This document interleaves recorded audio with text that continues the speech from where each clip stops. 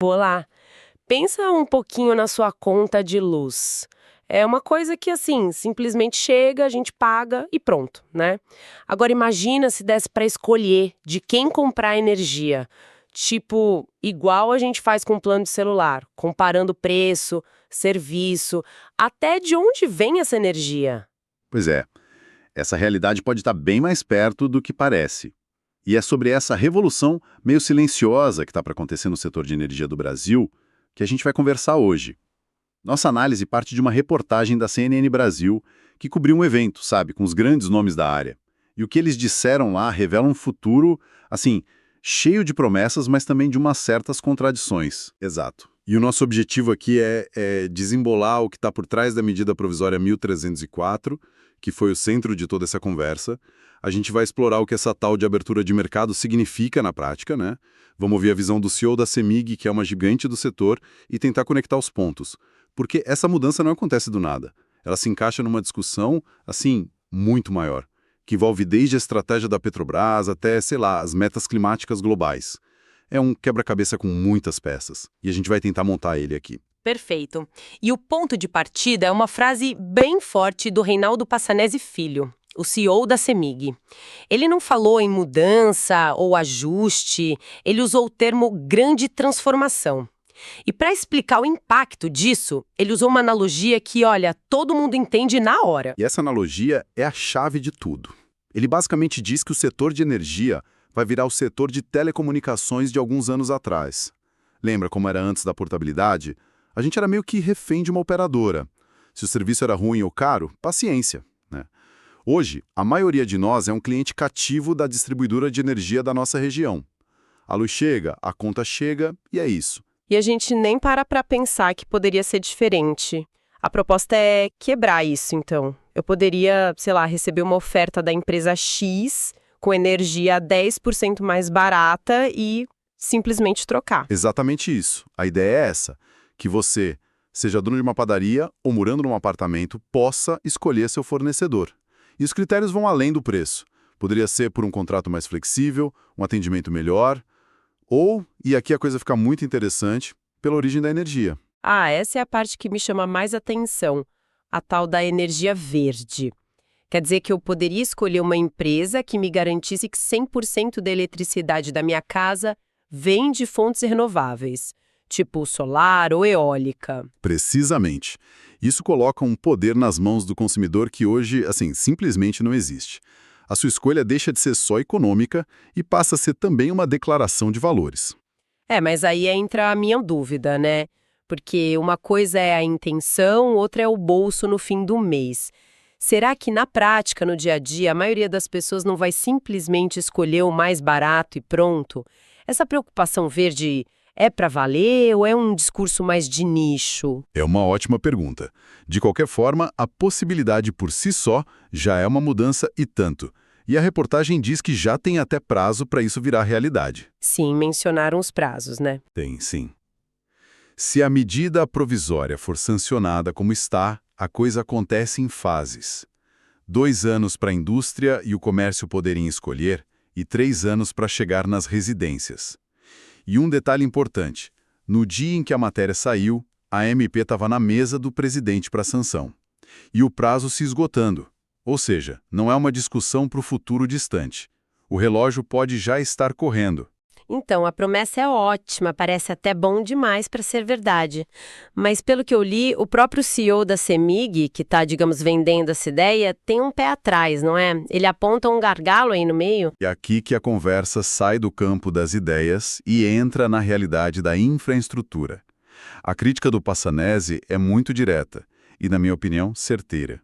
Ele diz: de que adianta criar um mercado supermoderno, competitivo, se os incentivos do governo continuam olhando para o passado? O dinheiro público, os subsídios, ainda estariam muito focados no que ele chama de tecnologias maduras. Tecnologias maduras, podemos traduzir isso como as fontes que a gente já usa há décadas, tipo as grandes hidrelétricas, o feijão com arroz do sistema. Exato. O ponto dele não é que essas fontes sejam ruins, mas é que elas já estão consolidadas. O apelo dele é para uma mudança de foco. Em vez de continuar regando uma planta que já cresceu, Vamos usar essa água para sementes da próxima revolução, entende?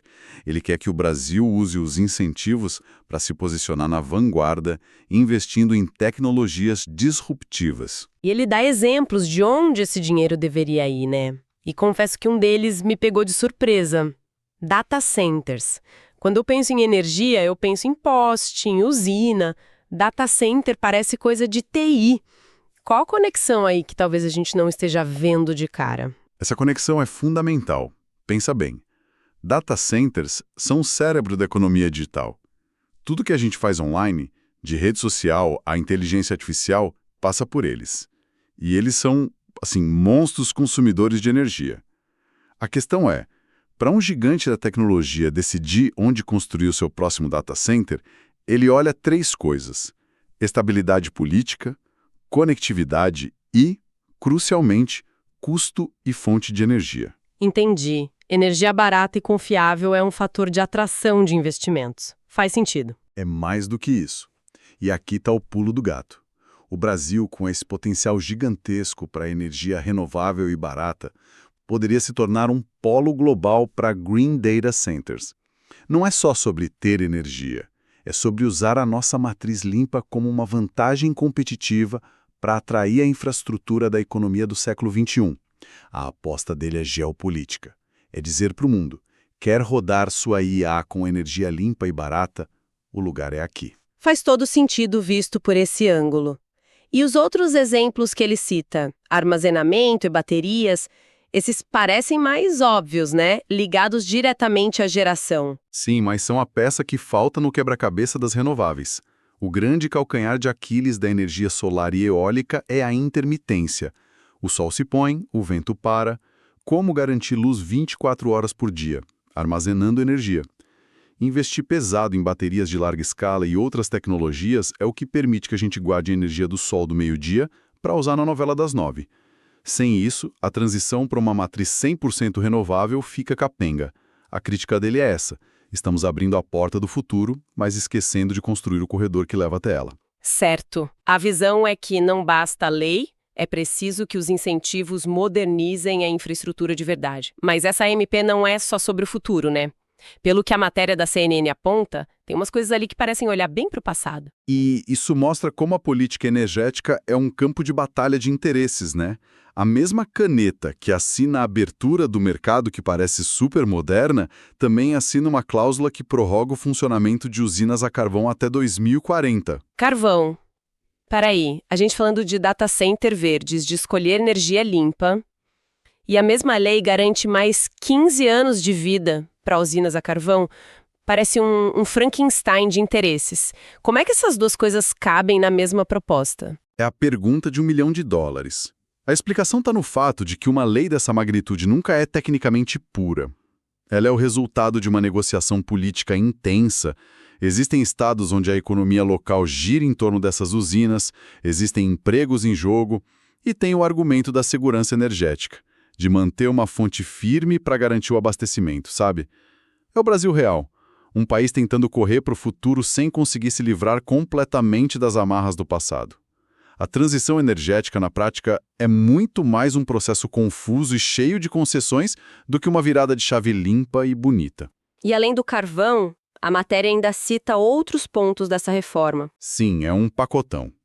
2 outros pontos merecem destaque. Um é a criação de um teto para a CDE, a Conta de Desenvolvimento Energético. Falando de um jeito simples, a CDE é um fundo gigante que paga por um monte de subsídios no setor. E quem banca isso, no final, somos nós, na conta de luz. Criar um teto a partir de 2027 é uma tentativa de frear o crescimento desses custos que são repassados. Parece uma boa notícia para o bolso. E o outro ponto? O outro envolve a PPSA, a estatal do pré-sal. A MP autoriza que ela venda gás natural direto no mercado. A promessa é que isso pode baratear o gás para as termoelétricas, ajudando a segurar a conta de luz, e também para a indústria, o que poderia estimular a economia. Ou seja, a reforma tenta dar uma resposta para cada ponta: escolha para o consumidor, teto nos subsídios, gás mais barato e sobrevida para o carvão. Tenta agradar a gregos e troianos. E é nesse cenário complexo que a discussão aconteceu. A reportagem cobriu o evento Projeto Elos E quem estava lá também era a presidente da Petrobras, a Magda Chambriard. E ela trouxe um conceito que, para mim, resume bem a visão da estatal sobre tudo isso. Sim, o conceito de adição energética. E essa é uma daquelas ideias que mudam a forma como a gente enxerga o debate. O senso comum sobre transição energética é pensar em substituição, né? A gente tira o petróleo e coloca o sol no lugar. A visão de adição é completamente diferente. Diferente como? A lógica é a seguinte: a demanda por energia no Brasil e no mundo não vai parar de crescer. A própria Petrobras, segundo a matéria, estima que vamos precisar entregar de 55% a 60% a mais de energia até 2050. É um crescimento brutal. Diante disso, o argumento deles é que o desafio não é trocar uma fonte pela outra, mas sim adicionar novas fontes para conseguir dar conta do recado. Então, na prática, é o jeito de dizer: nós vamos investir pesado em renováveis, mas nem pensem que vamos largar o osso do petróleo e do gás tão cedo, porque o mundo vai precisar de tudo ao mesmo tempo. Você resumiu perfeitamente. É uma visão que pode ser chamada de pragmática. Ela reflete a escala gigantesca do desafio. Para eletrificar a frota de carros, para digitalizar a economia, para tirar milhões da pobreza, o mundo vai precisar de uma quantidade de energia que hoje a gente nem consegue produzir.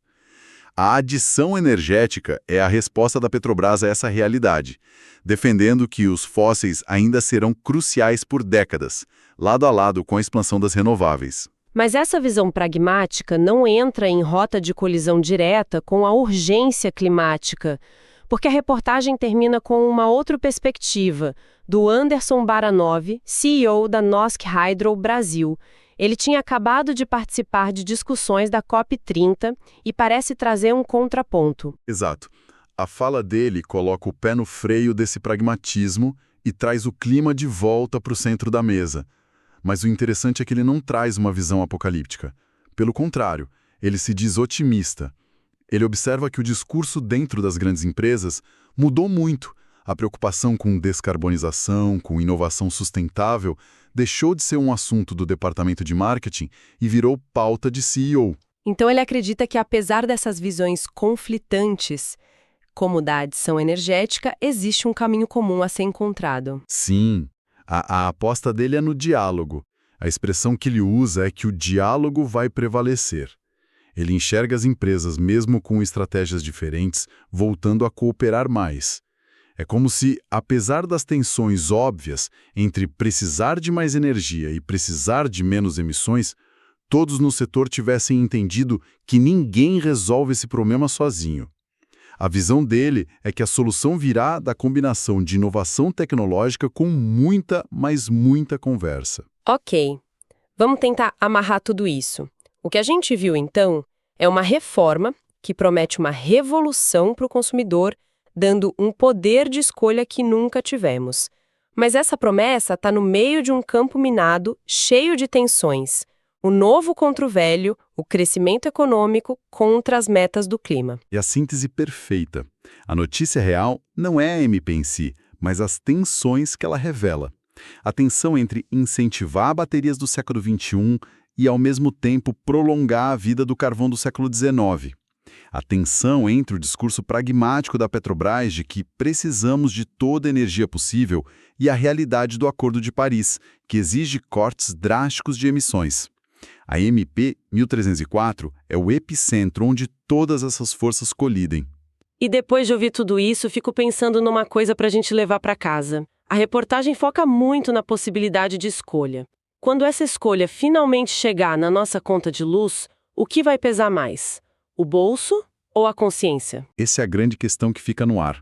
Será que a opção de comprar energia limpa certificada vai se tornar um diferencial tão forte quanto um desconto de 10% na fatura? E mais importante ainda, se um número suficiente de pessoas começar a fazer essa escolha consciente, sabe? Votando com a carteira por uma energia mais verde.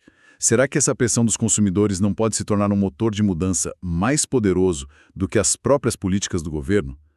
Talvez a verdadeira revolução não esteja só na lei que permite escolher, mas no que milhões de pessoas vão de fato escolher.